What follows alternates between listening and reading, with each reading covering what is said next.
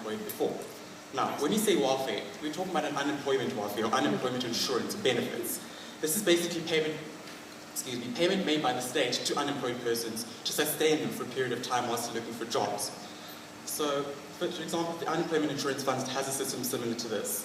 What you need to take into consideration as well is that as a worker, as an employer, as an employee as well, you contribute to if you contribute to tax, you're contributing to a better society, better government.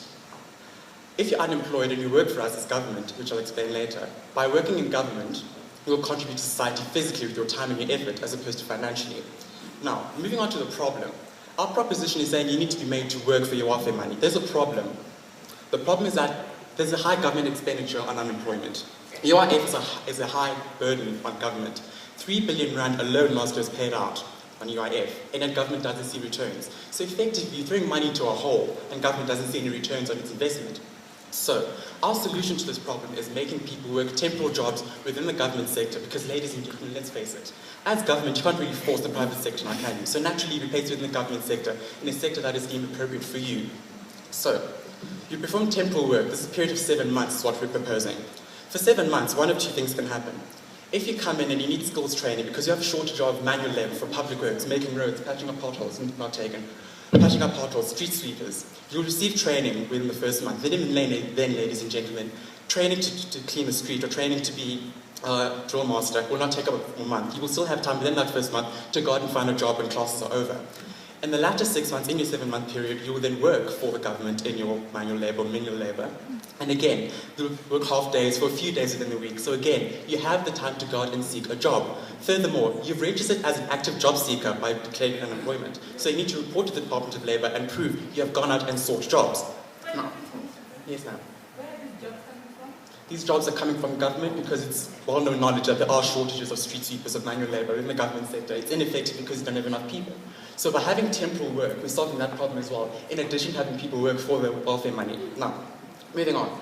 For the 7-month period you're working, now if you have an existing skill set, let's say you're a lawyer and you're retrenched, we don't need to train you. So for your 7-month period, you could be placed in legal aid, not taken. You could be placed into legal aid as a paralegal, as a clerk. Again, minimal labour, minimal time, you have the time to go out and find a job. Now, prerequisite to fall under unemployment is being able-bodied. You need to be able to work. You need to have the time and the ability to go out. If you get a job opportunity, you can take it. Now, when we speak about this opportunity for you to work for your welfare money, we're giving you the opportunity to sort of maintain a consumption level you've accumulated whilst you were working, as opposed to falling down to a level where you can't maintain yourself. We understand that after you've been retrenched, you're nervous, you are frustrated, you are traumatized, you are financially unstable. So by offering you money whilst you're working, you're not only being paid, but you're doing minimal labor, being an opportunity to kind of get yourself together whilst being sustained as well. Now, ladies and gentlemen, what happens is you're not going to be taxed on this payoffs that you're going to receive. How these payoffs come about is, like UIF, you as an employee pay 1% to UIF, your employer pays 1%, that's 2%. The rest is heavily subsidized by government. You have the same system here. You will pay towards this fund, as well as government will subsidize you. That is why you're then entitled to get your welfare money. However, you need to pay government back in a way with your time. Again, ladies and gentlemen, it's a very reasonable request. Work a few hours within a month and get paid for your work. Now, we need to understand something else, and that is how this money is going to work. You're going to pay as a worker, no thank you, as a worker and also as the company and government have subsidizing you. There's a ceiling, ladies and gentlemen. We work in the assumption that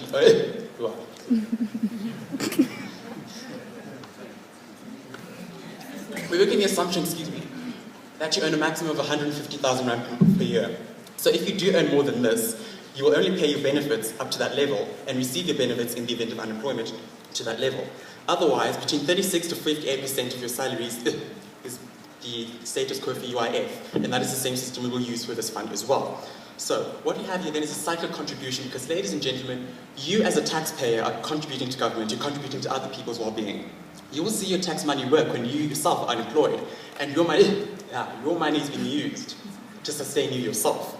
Ladies and gentlemen, this is something called the Job Seekers Allowance System, which is used in many other states such as the UK. This is a system that works in the UK and other countries as well, so we believe to elevate South Africa's status to that level, we need to emulate this. So in conclusion, what have I taught you here tonight, ladies and gentlemen? The what? The Department of Labour is going to have you registered as unemployed, but not just unemployed, you will register as an active job seeker. An active job seeker needs to prove continuously and report to the Department of Labour that you're actually seeking a job. what? You are working for your money, you're working for the welfare money, you've contributed to this fund as well as government subsidizing you. The why? Because it's a heavy government burden on unemployment, you're not seeing returns and investing in this government, so government is getting their money back with time and effort and labour. How? Excuse me. Again, how? It's the 1% from you, 1% from your employer, and government subsidizing you. Where in government? That is where you will be placed in the government sector that is suited for you as determined by the Department of Labour. If you have skills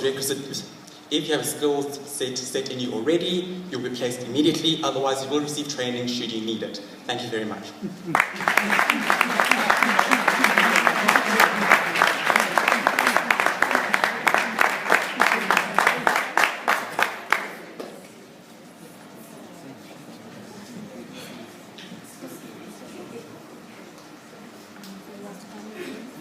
We'd like to thank that speaker. This was our first speaker of opposition, to open up the opposition space.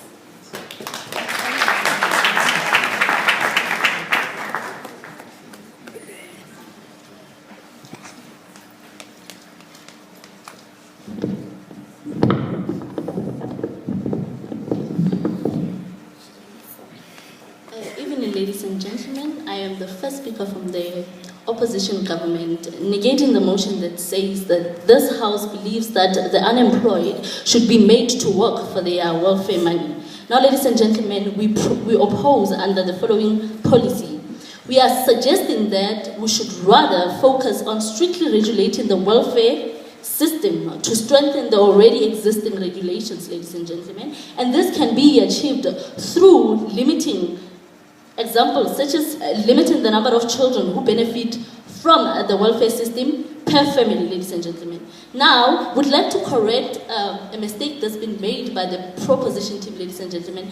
They failed to set a parameter that is practical for this debate, ladies and gentlemen. We are South Africans. We witness effects of the system in South Africa, ladies and gentlemen. Therefore, we suggest that, ladies and gentlemen, we take the course of this debate. We focus on South Africa only, ladies and gentlemen, because now the system works differently in many countries, ladies and gentlemen.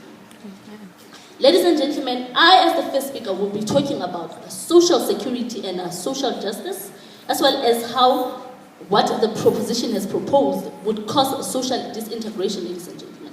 My second speaker will be talking about wage inequalities, the quality of production provided by workforce, and the dependence versus assistance as a definition for welfare, ladies and gentlemen. Now, before I go into my positive matter, let me first rebut a point that's been made by the proposition first speaker, ladies and gentlemen.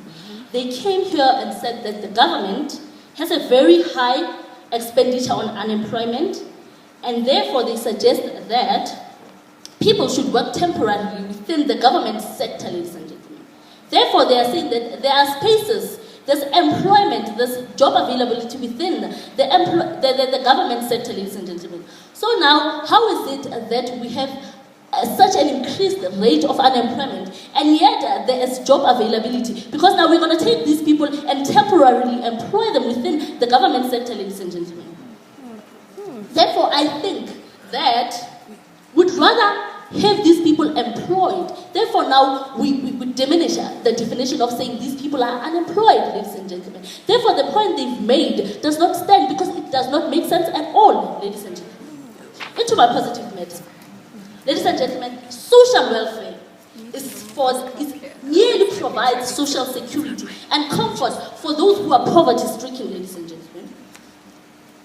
It is however, not enough to sustain the livelihood of many of those who are poverty-stricken, ladies and gentlemen.